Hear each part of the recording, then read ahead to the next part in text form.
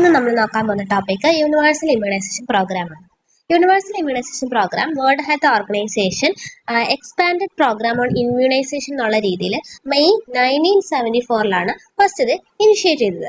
ഇതിന്റെ ഒബ്ജക്റ്റീവ് എന്ന് പറയുന്നത് ത്രൂ ഔട്ട് ദ വേൾഡ് എല്ലാ ചൈൽഡും അല്ലെങ്കിൽ എല്ലാ ചിൽഡ്രനും വാക്സിനേറ്റ് ചെയ്യണം എന്നുള്ളതാണ് ഇതിന്റെ ഒബ്ജക്റ്റീവ് എന്ന് പറയുന്നത്. അപ്പോൾ നമുക്കിത് ഹെഡിങ് ആയിട്ട് എഴുതാം. ഫസ്റ്റ് യൂണിവേഴ്സൽ ഇമ്മ്യൂണൈസേഷൻ പ്രോഗ്രാം എന്ന് പറഞ്ഞിട്ട് വേൾഡ് ഹെൽത്ത് ഓർഗനൈസേഷൻ 1974 കൊണ്ടുവന്നതാണ്. അത് ഇനിഷ്യേറ്റ് ചെയ്തത് മെയ് 1974 അത് എക്സ്പാൻഡഡ് പ്രോഗ്രാം ഓൺ ഇമ്മ്യൂണൈസേഷൻ ആയിട്ടാണ് കൊണ്ടുവന്നത്. പിന്നെന്താണ് അങ്ങനെ നമുക്ക് എഴുതാൻ പറ്റും. പിന്നെ അതിന്റെ മെയിൻ ഒബ്ജക്റ്റീവ് എന്ന് പറയുന്നത് to vaccinate children throughout the world എല്ലാ ചിൽഡ്രനെയും വാക്സിനേറ്റ് ചെയ്യണം എന്നുള്ളതാണ് ഒബ്ജക്റ്റീവ്.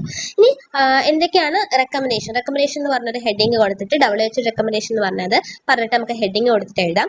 ഇന്ത്യ ഇൻട്രൊഡ്യൂസ് 6 വാക്സിൻസ് ഈ expanded programme of immunisation EPI അണ്ടറിൽ 6 വാക്സിൻസ് ആണ് കൊണ്ടുവന്നിരിക്കുന്നത്. 6 വാക്സിൻ പ്രിവെന്റബിൾ ആയിട്ടുള്ള ഡിസീസിനെതിരെ 6 വാക്സിൻസ് ആണ് കൊണ്ടുവന്നിരിക്കുന്നത്. ഏതൊക്കെയാണ്? ചൈൽഡ് മോർട്ടാലിറ്റി റെഡ്യൂസ് ചെയ്യാൻ വേണ്ടിയിട്ട് BCG, TT, DPT, TD, അതുപോലെ തന്നെ പോളിയോ, ടൈഫോയിഡ്. അതായത് BCG നമ്മുടെ TB-ക്കെതിരെ ആയിട്ടുള്ളത്, TT എന്ന് വെച്ചാൽ ടെറ്റനസിനെതിരെയാണ്, ഡിഫ്തീരിയ, പെർട്ടോസിസ്, ടെറ്റനസ്. പിന്നെ DT എന്ന് പറയുന്നത് മറ്റേ ഡിഫ്തീരിയ ആൻഡ് ടെറ്റനസ് ആണ്. Polio and typhoid. ഈ 6 വാക്സിൻസ് ആണ് EPIയുടെ അണ്ടറിൽ വന്നത്. പിന്നെ 1985 ആയപ്പോൾ 1974 പിന്നെ ഒരു 10 വർഷം അല്ലെങ്കിൽ 9 വർഷം കഴിഞ്ഞപ്പോഴത്തേക്കും 1985 ആയപ്പോഴത്തേക്കും India government universal immunisation programme കൊണ്ടുവന്നു. മറ്റത് വേൾഡ് ഹെൽത്ത് ഓർഗനൈസേഷൻ ആണ് കൊണ്ടുവന്നത്. UIP കൊണ്ടുവന്നത് നമ്മുടെ ഇന്ത്യ ഗവൺമെന്റ് ആണ് യൂണിവേഴ്സൽ ഇമ്മ്യൂണൈസേഷൻ പ്രോഗ്രാം കൊണ്ടുവന്നത്. Under the mission to cover എല്ലാ ഇൻഫൻസിനും എല്ലാ പ്രഗ്നന്റ് വുമനും എന്തുണ്ടാണ് ഈ ഒരു ഇമ്മ്യൂണൈസേഷൻ 1990 ആകുമ്പോഴത്തേക്കും എല്ലാവർക്കും ഇമ്മ്യൂണൈസേഷൻ കിട്ടിയിരിക്കണം. അതായിരുന്നു മെയിൻ ഗോൾ എന്ന് പറയുന്നത്. ഇപ്പോൾ അത് ഒരു നമ്മുടെ child survival and safe motherhood programme 1992 ഒരു പാർട്ടാണ് ഇപ്പോൾ അത്.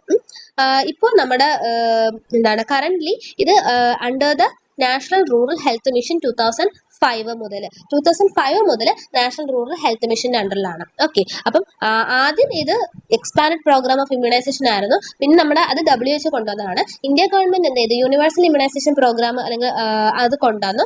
എന്തിനു വേണ്ടിയിട്ടാണ്? എല്ലാ ഇൻഫൻസും എല്ലാ പ്രഗ്നന്റ് വുമനും 1990 ആകുമ്പോഴത്തേക്കും എല്ലാവർക്കും ഇമ്മ്യൂണൈസേഷൻ കവറേജ് കിട്ടണം എന്നുള്ള രീതിയിൽ.